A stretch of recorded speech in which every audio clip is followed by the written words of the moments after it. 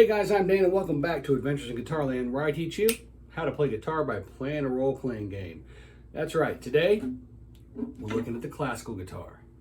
So this guitar has, since before COVID-19 started, been with a buddy of mine who I was helping learn guitar. He was using this to practice and things of that nature, but now I have it back. So I figured now it's time to do that video I promised on right-hand technique.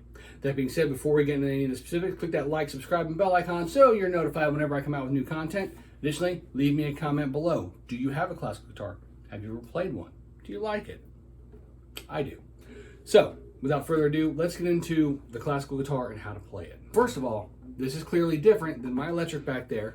Looks a little different than my other acoustic. Let's go over the big differences.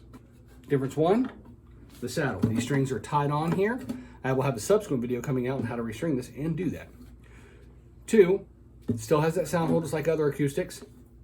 Three, look at these. These are nylon strings. These are not metal. Now these ones are nylon that are wrapped in metal so that they can hold tension and give a sound out, but it's typically called a nylon string guitar. Historically, like most other stringed instruments, it would have been made out of gut, but now we have nylon. Next big difference, the fretboard and neck. As you can see, it doesn't have a lot of upper register here. As a matter of fact, right there is our 12th fret. So this only goes up to the 20th. So there's not a lot of real estate up top to play, and it's hard to get to. That being said, the fretboard is very, very flat compared to other instruments. It's also wider than typical acoustic or electric guitar necks. That is for a few reasons that we'll cover in just a minute. The last big difference is the headstock. As you can see, it has the holes for the tuners, for the tuning pegs. They're not sticking up, they are through the headstock like a traditional stringed instrument. However, instead of having tension pegs, these do have open gear tuners. So what are some things to look out for when you're buying this instrument? Well, the first one is, does it play everywhere? You know, can you fret all the way up, just like any other guitar? Next one, look for any damage down here at the saddle. You don't want to see any damage or cracks down here. That's important. Then, any cracks on the body. You don't want to have that. Now, this does have a spruce top. It's a cheap guitar, though, so it's probably laminated, not one single piece of wood, but multiple thin layers stacked on top of each other. It's fine for my purposes. I play quiet on this and just practice, and it's one that I like to play while I'm watching things. Last thing, obviously, you don't want to have any cracks up here, and if you can find one, you want to find one that is strung properly. This one is not. That is not touching, does not have strings touching wood. So I have a contact point here, here, here, and here. The only strings that aren't touching is my A and my B string. Now I'm going to be able to fix that when I restring it, and I'll show you how when it gets to that video. It'll be later on.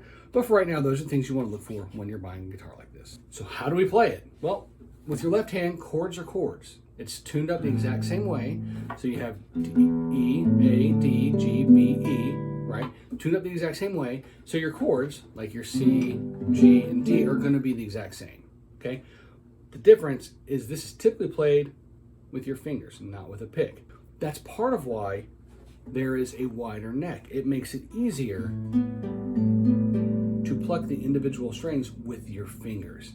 The downside is it also means you're going to have to stretch farther to make that G chord. However, making that D where it's really cramped, much easier because there's a little more room. So pluses and minuses. So let's get into that right hand technique. First thing you need to understand, there are letters for each finger on your right hand. Your thumb, or pulgar, is P. Your index is I, your middle finger is M, and your annular is A. Now the pinky over here, I've seen it put two ways, as either an E or a C. What you really want to focus on is P-I-M-A, because as we go through learning how to play this, I'm going to say, okay, this is a P-I-M-A exercise, this is a P-A-M-I exercise. And you need to understand what that means. With this, we are going to learn today P-A-M-I, because it does two things for you. One, it teaches you that thing, and the other is it helps you with your tremolo, which we'll also go over in this video. So, where do these play? Traditionally, P, or your thumb, plays your 6th, 5th, and 4th string, your E, A, and D, your bass strings. That's what it's playing. Your I, M, and A typically have a string assigned to them. I is your G, M is your B, and your A is your high E string. So 3, 2, and 1. So if we're putting that together in a P-A-M-I pattern, here's what it would look like. And we're just going to do it on the P on the A string for now. P-A-M-I is like this.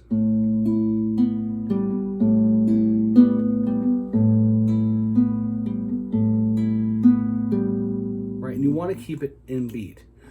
1 and 2 and 3 and 4 and when you get faster, maybe you're doing 1E and 2E and 3E and 4E and 1E and 2E and right?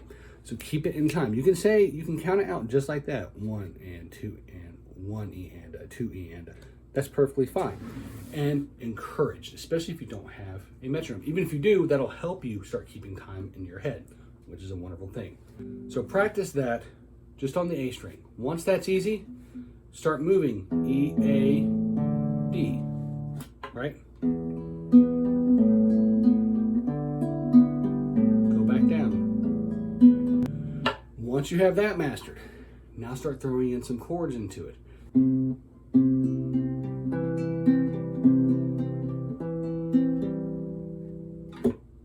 So there you go. Start throwing chords in that. You'll be surprised how pretty you can make them. The other reason we're learning this is to learn what's called tremolo. And what that is where you're still playing the same stuff on the bass note, but instead of assigning these each a different string, you're playing them all on one string. Typically, your first string, the high E string. Again, you want to keep this in time, and eventually you want to start to speed that particular one up a fair amount. So when you start it out, again, 1 and 2 and 3 and 4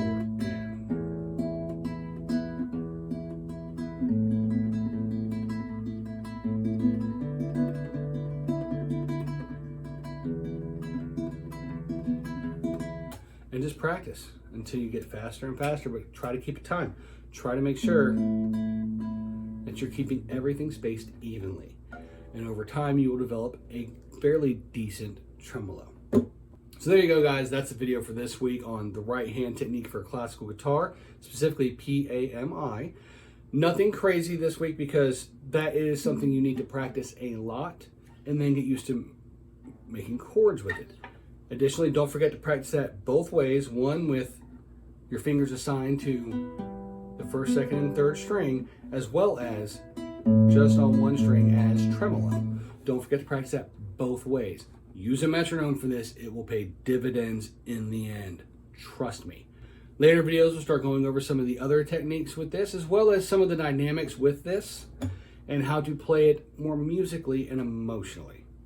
All right, so until next time, be sure to click that like, subscribe, and bell icon. Enjoy your adventure, and I'll see you in Guitarland.